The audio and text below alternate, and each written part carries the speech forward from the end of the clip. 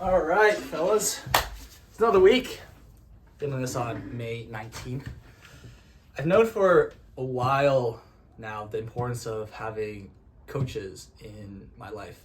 I find them pretty critical to personal development, picking up new skills, becoming a better person. And I was reminded of it this week. It's something that I've learned but kind of didn't think about for a long time. I was in my public speaking session with my coach this week, and we were working on speaking with commitment. So as a public speaking side note, speaking with commitment is when it's really exactly as it sounds, committing to what you're saying, speaking with this confidence and certainty. And there's three main behaviors that we worked on. So one is speaking in a downward intonation. So that means speaking in a statement format. A lot of times we might end sentences in an upward intonation which kind of represents a question. If you imagine, I was asked, what school did you go to? What did you study there? I went to NYU and studied finance. It's kind of a question. There's uncertainty there. Sorry, I feel like I have to sneeze. But alternative is, I went to NYU and studied finance. It's much more of a statement, and you end on a period. The other one is you're ending in a question mark or a comma as if you're going to continue with something else.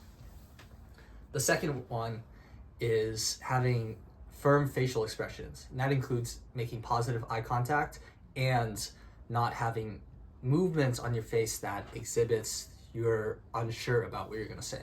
So that might be fidgeting, looking away, looking down, kind of moving in a way that just shows you're not sure about what you're going to say. Both of those are things that I have previously learned and heard about from other coaches and think about on a day-to-day basis when I'm talking to people.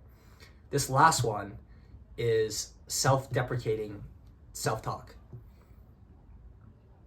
This is the things like disclaimers that you might say before you start presenting or talking to someone. For example, I'm not an expert, so forgive me if I misspeak anywhere. Another one might be, I was super rushed on this, so sorry if not all the numbers tied up.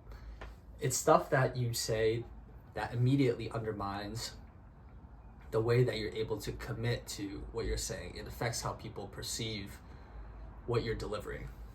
This one is one that I haven't thought about too much. I was aware of, but really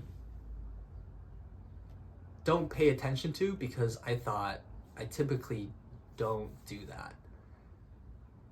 And this is exactly where the lesson came up. So the activity that we did to practice these three behaviors was my coach would list out a topic, say a topic, and I would need to say 7 things back in statement format with eye contact, no self-deprecating talk that related to that topic. So for example, colors, I would say back red, blue, green.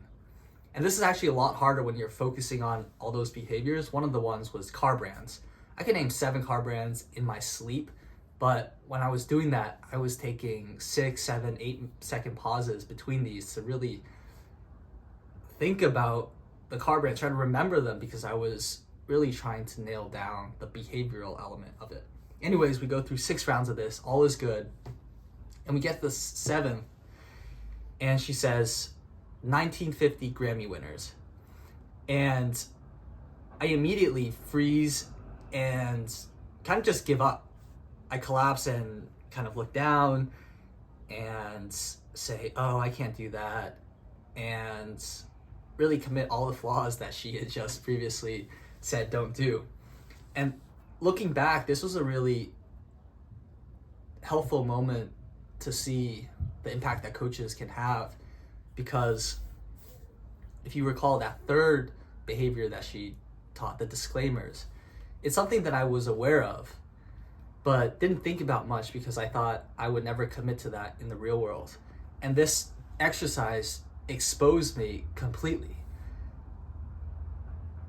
And coaches, I feel, have that unique element of recognizing where your flaws are, where you have holes, and filling them with the knowledge and experiences they have accumulated. It's true, I may have picked up on this tomorrow, the next day, or it could be 5 years down the line before I pick that up. Working with a coach is helpful because it's someone there real time observing you, taking notes about you, acting as a third party in an external view of yourself to see where you're coming short. Here in this example, I may continue going on having conversations and presentations where I am failing in this aspect, but as self-aware as I can and people can be, may not realize this until much later on. And so I think it's incredibly valuable for people to interact with coaches and mentors so that those people can point out these things for you to then go work on.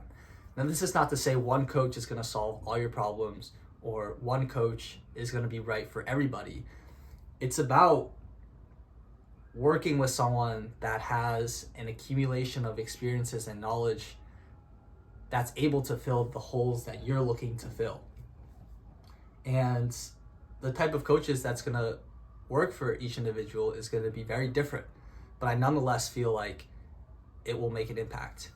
And I like to think about it as just buying skills. I'm going to make the wide assumption that most coaching is going to cost some sort an amount of money, but I find it helpful as a framework to think we buy things all the time, glasses, computers, phones. We spend money buying physical things, but we can also spend money buying skills, and that can come in different formats. You can buy courses, you can buy experiences that help you pick up on things, you can buy coaching.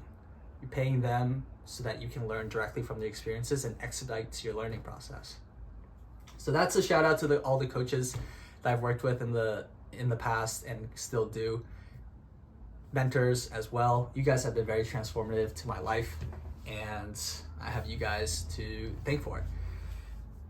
It's Sunday today. It's a beautiful day out there. You can see the sunlight's coming in.